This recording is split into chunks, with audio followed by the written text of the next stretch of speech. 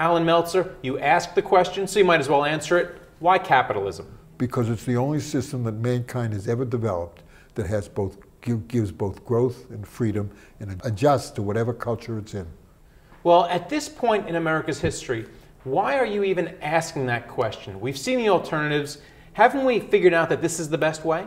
Well, I've been teaching a course for MBAs about capitalism for about 25 years.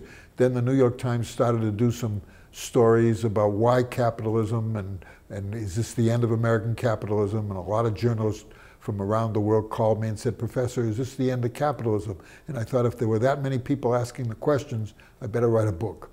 Well, do you think that college students today are being taught the wrong things? Is there a problem with academia in their teaching of capitalism and American history? Well, I sometimes say, although I'm not sure it's true, that I'm the only professor in a large American university who teaches about capitalism because it's a good idea. All right, well, let's get back to the book. Do you think we've reached a tipping point in America where Americans are far too dependent on the government, where they're getting things like Social Security and Medicare and Medicaid, where we can't go back? We won't go back. I mean, may improve, but we won't go back. I mean, Social Security is just too popular politically to be destroyed, and the same is true of Medicare. We may reform it, and we probably almost certainly have to reform it because the unfunded liability in Medicare is, depending upon the estimate, $70 to $100 trillion. So we could confiscate all the wealth of all the rich people in the country. We wouldn't make a dent in that program.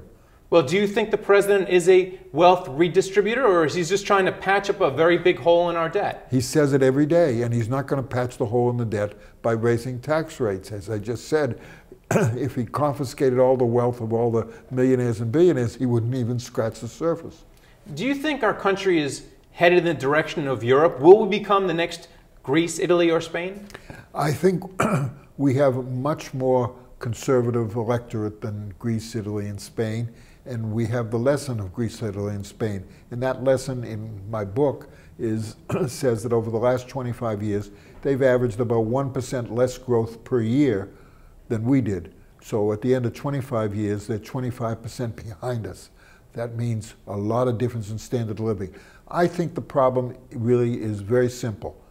We're either going to have more welfare state when we can afford it because we grow, or we're going to have more now and grow more slowly. That's always the choice. It's a choice in every election, and it's going to be the big choice in this election. Meanwhile, in the book, you make a lot of references to China. It seems like they're headed in a more capitalist direction. Yes, what do you make of what the Chinese are doing? The Chinese, I think, have done, you know, Deng Xiaoping really modernized that country when he said, being wealthy is glorious. So, and they followed that procedure. I don't share the view of those who see China as the coming superpower replacing the United States. They have problems that we don't talk about. One of them is that a great part of their growth, as in Japan, came from moving people out of agriculture and into industry, and they've hit close to the bottom on that. So the growth rate is going to permanently be lower. It'll be still high, but lower. And what about the U.S. growth rate? What's your forecast for the American economy over the next year to 5 years? If we move in the direction of encouraging market processes, which I believe is the right way to go, then our growth rate will be back to its long-term average, and maybe even a bit better if we begin to reduce tax rates and slow the amount of regulation that we have. I mean, the regulation is killing the American economy at this point. This market is stock tickers market. Stocks have rallied this year. We're coming into a Monday where we're going to